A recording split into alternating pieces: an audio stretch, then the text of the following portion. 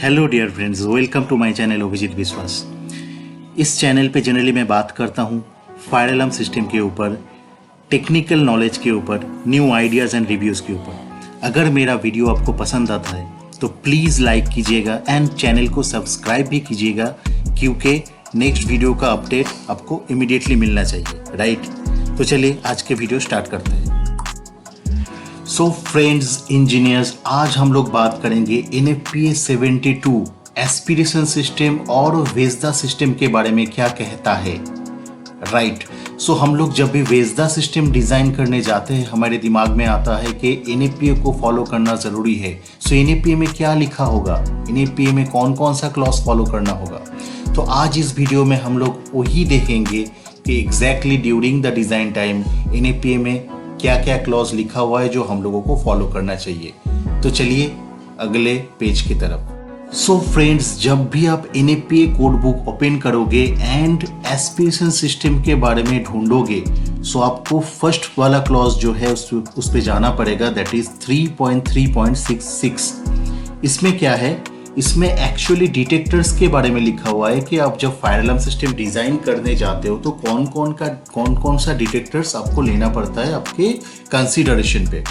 सो उसी वाला क्लॉज में अगर आप देखोगे क्या लिखा हुआ है, a device suitable for connection to a circuit that has a sensor that responds to the physical stimulus such as gas, heat और स्मोक।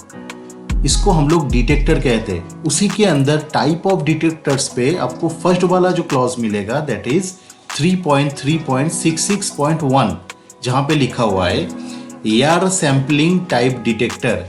एक्चुअली हम लोग जो वेजदा डिटेक्टर या एस्पिरेशन डिटेक्टर बोलते हैं तो ये एयर सैम्पलिंग टाइप डिटेक्टर ही होता है।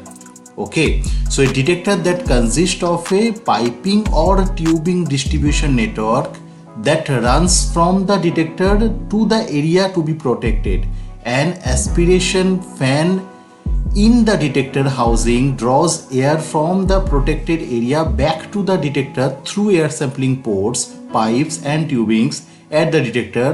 The air is analyzed for fire products. Okay, तो इसमें से हम लोग को क्या समझ में आया कि एक डिटेक्टर जिसके अंदर एक एस्पिरेशन फैन लगा रहता है एंड उस डिटेक्टर में से पाइप और ट्यूबिंग डिस्ट्रीब्यूशन निकलता है एंड वो एरिया कैटर करता है जहाँ पे हम लोगों को एक्चुअली डिटेक्ट करना है।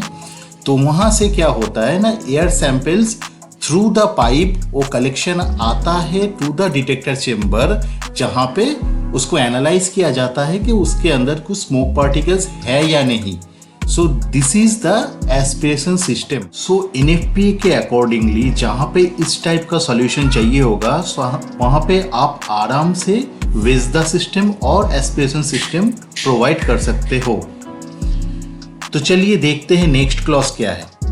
जो नेक्स्ट क्लॉज आपको फॉलो करना होगा that is 17.7.3.6 air sampling type smoke detector. उसकी ट्रेल क्लॉज में क्या लिखा हुआ है, आपको अभी ऑब्वियसली क्वेश्चन आया होगा कि स्मोक डिटेक्टर्स तो ठीक है, हम लोगों को पता है कितना स्पेसिंग में डालना होता है, बट यहाँ पे जो ट्यूब पे और पाइप पे हम लोगों को सैम्पलिंग होल्स करना होता है या पोर्ट्स करना होता है, उसका स्पेसिंग कैसे डिसाइड करें। तो उसके लिए next clause 17.7.3.6.1, each sampling port of an air sampling type smoke detector shall be treated as a spot type detector for the purpose of location and spacing. तो यहाँ से आपको एकदम क्लियर हो जाना चाहिए कि स्पॉट टाइप डिटेक्टर का आप जैसे NFPA के अकॉर्डिंगली स्पेसिंग डालते हो, इसमें भी आप वैसे ही होल का स्पेसिंग डालोगे।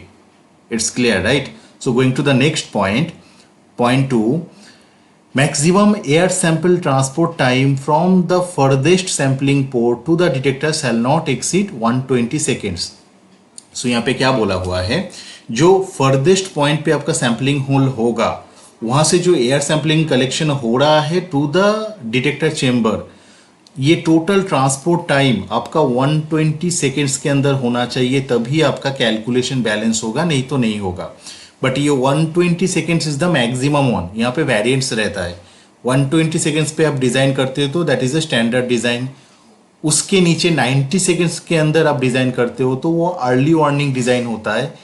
60 सेकेंड्स के अंदर आप डिज़ाइन करते हो तो वो very early warning system design होता है. ये variants are there as per the OEM recommendation. So next point क्या है? Point number 3, sampling pipe network shall be designed on the basis of and shall be supported by sound fluid dynamic principle to ensure record performance. This is nothing but आपका design जब हो जाएगा, आप AutoCAD में design कर रहे हो, Revit में कर रहे हो या कहीं पे भी कर रहे हो, डिज़ाइन हो जाने के बाद सेम डिज़ाइन को सॉफ्टवेयर में डालना ज़रूरी होता है. Each and every dimension software में डाल के उधर से एक फ्लो कैलकुलेशन निकलता है जहाँ पे आपको कंप्लीट इंश्योरमेंट मिलता है कि ठीक है, आपने जो डिज़ाइन किए हो वो उसका परफॉर्मेंस 100% परफेक्ट रहेगा. सो नेक्स्ट पॉइंट नंबर 4 एंड 5, ये दोनों में भी आपको कैलकुलेशन को ही फॉलो करना पड़ेगा. मैं फिर भी आपको पढ़ के सुनाता हूं एक बार. That is like sampling pipe network design details shall include calculation showing the flow characteristics of the pipe network and each sample port. And 5 number पे क्या लिखा हुआ है? Air sampling detector shall give a trouble signal if the air flow is outside the manufacturer's specified range. मतलब जब आप calculation में सारा डायमेंशन डिटेल्स डालोगे तो इन केस आपका जो फ्लो है, एयर फ्लो है, वो मैन्युफैक्चरर स्टैंडर्ड से क्रॉस कर जाता है, एक्सीड कर जाता है, तो that should be a trouble signal from the detector. So ये दोनों पॉइंट कैलकुलेशन को ही सपोर्ट करता है. पॉइंट नंबर 6 क्या है? The sampling ports and inline filter if used shall be kept clear in accordance with the manufacturer published instruction. ये भी actual में डिजाइन रिलेटेड है नहीं, ये एक्चुअली मेंटेनेंस रिलेटेड है. यहाँ पे क्या बोला हुआ है? जो फिल्टर्स वहाँ पे लगा हुआ है पोर्ट्स पे, सो वो पोर्ट्स क्लियर होना चाहिए एंड कंप्लीटली मेंटेन्ड होना चाहिए as per the manufacturers guideline. So 7 number point पे क्या लिखा हुआ है? Air sampling network piping and fitting shall be air tight and permanently fixed. So obviously अगर आपका एयर सैम्पलिंग मॉनिटरिंग हो रहा है आपका डिटेक्शन चेम्बर पे, तो हर जगह पे जहाँ पे आपका पाइप का जॉइंट्स या फिटिंग्स का जॉइंट्स आ रहा है वो एयर टाइट होना चाहिए, नहीं तो आपका सैम्पलिंग बराबर आपका डिटेक्शन चेम्बर तक नहीं पहुँचेगा. सो ये एक्चुअली एग्जीक्यूशन रिलेटेड पॉइंट्स है. जब भी आपका सिस्टम डिज़ाइन होने के बाद साइट पे या फील्ड्स पे इंस्टॉल होने वाला है या इरेक्शन होने वाला है, उस टाइम पे हर जॉइंट्स को प्रॉपरली सॉल्वेंट के साथ उसको एयर टाइट किया जाता है. That should be maintained. Next point number 8. तो इसमें क्या बोला जा रहा है? Sampling system piping shall be conspicuously identified as smoke detector sampling tube do not disturb as follows. At change in direction और branches of piping at each side of penetration of walls, floors or other barriers at intervals of piping that provide visibility within the space but no greater than 20 feet, that is 6.1 meter. So ये भी exactly installation और maintenance related point है. इसका मतलब क्या है? जहाँ पे ऑलरेडी फील्ड पे आपका पाइप इंस्टॉल हो चुका है एज पर योर डिज़ाइन, वहाँ पे ये वाला वेजदा का जो पाइप है 25 mm का जो पाइप है, तो उसको दूसरा कोई सर्विस का पाइप सोच के कोई डिसमेंटल ना कर दे या डैमेज ना कर दे, उसके लिए ये लेवलिंग और आइडेंटिफिकेशन होना ज़रूरी है कि this is a smoke detector sampling tube, do not disturb बोल के. So this is as per the code recommendation. कहाँ पे लगना ज़रूरी है? जहाँ पे आपका ब्रांचेस आ रहा है, जहाँ पे आपका वॉल फ्लोर पेनिट्रेशन आ रहा है, आपका ये लेवलिंग होना ज़रूरी है.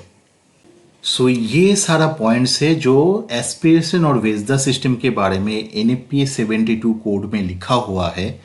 सो आप लोग ऑब्वियसली जब डिज़ाइन करोगे इसको फॉलो करना, एंड ये वीडियो ऑब्वियसली शेयर भी करना कि आपके दोस्तों को भी इसका फ़ायदा हो एंड सिंगल पेज में सारा क्लॉज एट ए ग्लैंस आपको अवेलेबल मिले.